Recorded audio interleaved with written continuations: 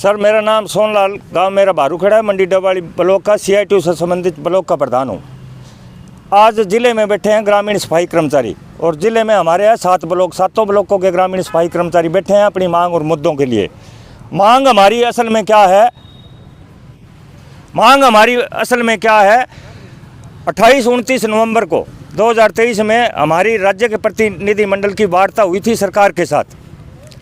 वार्ता ये हुई थी, सफाई कर्मचारी अपने आप की हाजिरी आप लगावेगा, 17,000 रुपये इनका मानदेय मिलेगा, 60 साल की उम्र पर रिटायरमेंट करेंगे, रिटायरमेंट पर 2 लाख रुपए मिलेंगे, 2,000 रुपये औजारों का भत्ता जैसे झाड़ू, कस्सी, जस्ता वगैरह इनके खाते में मिलेंगे साल के, 1,000 रुपये धुलाई भत्ता मिलेगा वर्दी का, वो इनके खाते में मिलेगा।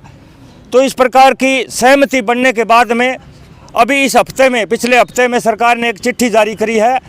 गांव के अंदर एक चौकीदार भी है, बड़ा गांव हो तो 2 चौकीदार भी हो सकते हैं, बड़े गांव में 4, 5, 8, 10 सफाई कर्मचारी हो सकते हैं, पब्लिक हेल्थ के कर्मचारी भी हो सकते हैं। तीनों कैटेगरी को लेके एक मोबाइल ऐप बनाई है, और मोबाइल ऐप के ज़रिए सरपंच के माध्यम से सरकार के रही इनकी हाजिरी लगेगी। कुछ सरपंच तो ऐसे हैं जो जिनको वोट नहीं दिया तो वो ग्रामीण सफाई कर्मचारी की हाजिरी कम भेजेगा, फिर आगे सेक्रेटरी वेरीफाई करेगा, वो भी 2-4 हाजिरी कटेगा। इस प्रकार सफाई कर्मचारी को जो मानदेय अभी जो सरकार दे रही है 12,215 रुपये खाते में, वो भी कट छंट के 8-10 हज़ार रुपये मिलेंगे। इस महंगाई के समय में हमारा आंगन चलाना बहुत भारी संकट की दौर से पहले गुजर रहा है, क्योंकि समय पर मानदेय नहीं मिलता।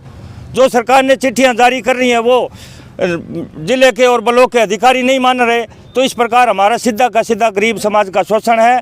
सरकार अब भगदड़ मची हुई है, क्योंकि ये इधर बैठे हैं भाई किसान, और इधर ही नहीं, यहाँ से लेकर दिल्ली तक किसान बैठे हैं, जगह जगह सड़कों पे बैठे हैं, मजदूर आज सड़कों पे हैं, इस देश के वकील सड़कों पे है, इस देश के ड्राइवर सड़कों पे है, मजदूर और किसान में खलबली मची खड़ी है।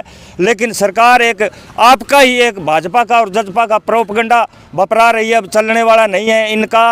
अब समय थोड़ा रह चुका है, क्योंकि आने वाले समय में मुंह तोड़ जवाब देंगे हम भाजपा और जजपा की सरकार को, क्योंकि गरीबों के घर में जो खुशियां आनी थी वो नहीं आई। हर आंगन में एक मायूसी आ चुकी। ESI के नाम पर ESI कार्ड बना के दे दिया सफाई कर्मचारियों का, लेकिन आज तक किसी भी साथी को ESI डिस्पेंसरी से किसी साथी को खारी टेबलेट तक नहीं मिली।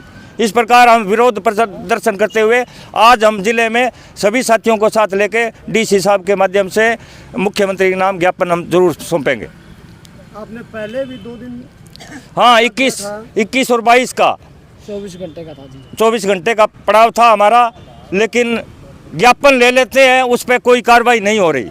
इसलिए बारी बारी दुखी होके हमारे ज़िले के जो बड़े अधिकारी है, DDPO साहब है, DC साहब है, ADC साहब है, उनके दरवाजे पे बारी बारी हमारे को आना पड़ता है, क्योंकि सीधा का सीधा ये एक गरीब समाज पर हमला कर रही है ये सरकार।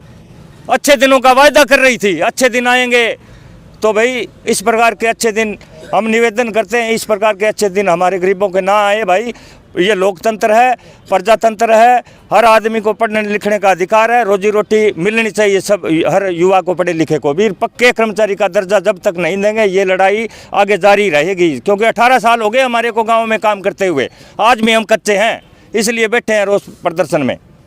सरकार से क्या मांग करते हैं आप?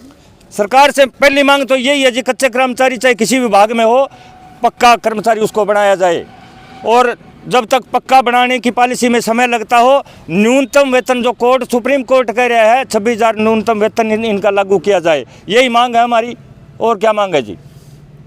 अगर आज आपने ज्ञापन दिया है, उसके बाद भी अगर नहीं सुनवाई होती है तो आगे क्या एक्शन रहेगा राज्य कमेटी का? वो जो भी राज्य कमेटी का संदेश आएगा हम उसी हिसाब से चलेंगे, और आगे आने वाले समय में हम भाजपा और जजपा सरकार को मुंह तोड़ जवाब देंगे जी। पहली बात तो ये है, इनकी सरकार नहीं बनने देंगे हम।